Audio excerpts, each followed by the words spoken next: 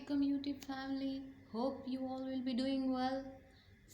आज हम शुरू करते हैं पार्ट्स ऑफ स्पीच, जो कि इंग्लिश का एक बहुत अहम हिस्सा है। तो मैं एक छोटी सी डेफिनेशन के साथ आप लोगों को बताना चाहूँगी कि पार्ट्स ऑफ स्पीच है क्या, और फिर जितने पार्ट्स ऑफ स्पीच हैं इंग्लिश में वो हम अलग अलग से डिस्कस करेंगे। पहले हम आते हैं। The definition of a part of speech is a class of words based on the word's function, the way it works in a sentence।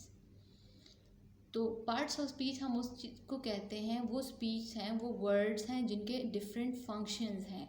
एक सेंटेंस में किस वर्ड का क्या फंक्शन है, उस बेस पे इनकी कैटेगरीज बनाई गई हैं, जिसको हम पार्ट्स ऑफ स्पीच कहते हैं।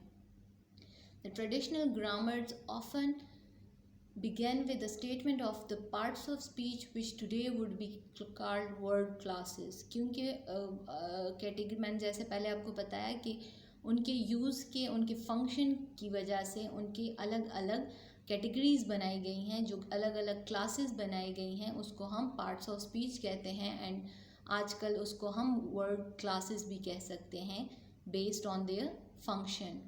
How a word is used in a sentence। Simply हम ये कह सकते हैं कि एक जुमले में एक वर्ड कैसे यूज़ किया गया है, उसका क्या फंक्शन है, उसको हम पार्ट्स ऑफ स्पीच में लेके आएंगे। फॉर एग्ज़ाम्पल, मैं किसी का नाम लूँ तो वो नाम सेंटेंस में कैसे यूज़ होता है। एक नाम को एक चीज़ के साथ हम रिलेट करते हैं कि वो कोई काम कर रहा है। For example, Ali is writing.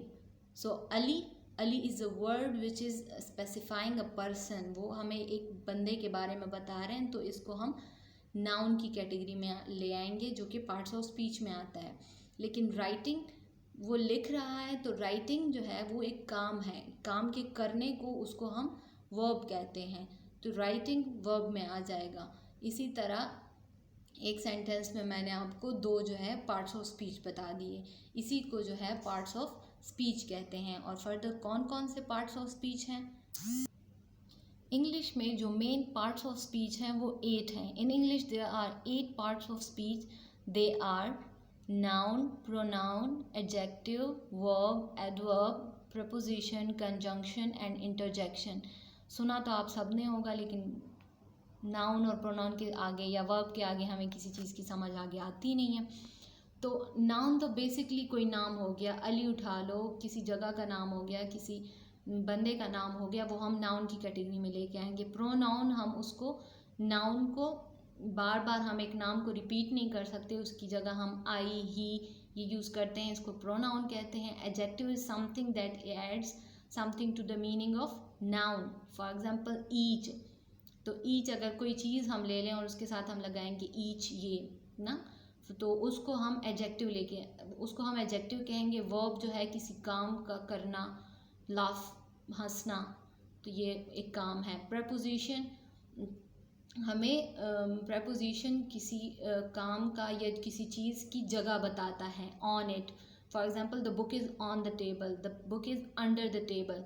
So on, under, in, ये सारा प्रपोजिशन में आता है। कंजंक्शन फिर आता है दो सेंटेंस को रिलेट करने के लिए, उनको जॉइंट करने के लिए हमारे पास कोई भी कंजंक्शन हम यूज़ करते हैं, बट, बिकॉज, एक्सेट्रा।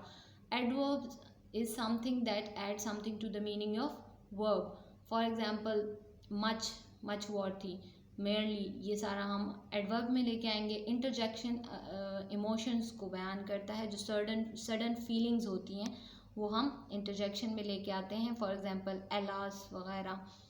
तो ये हम डिटेल में आगे लेक्चर्स में अलग अलग से डिस्कस करेंगे।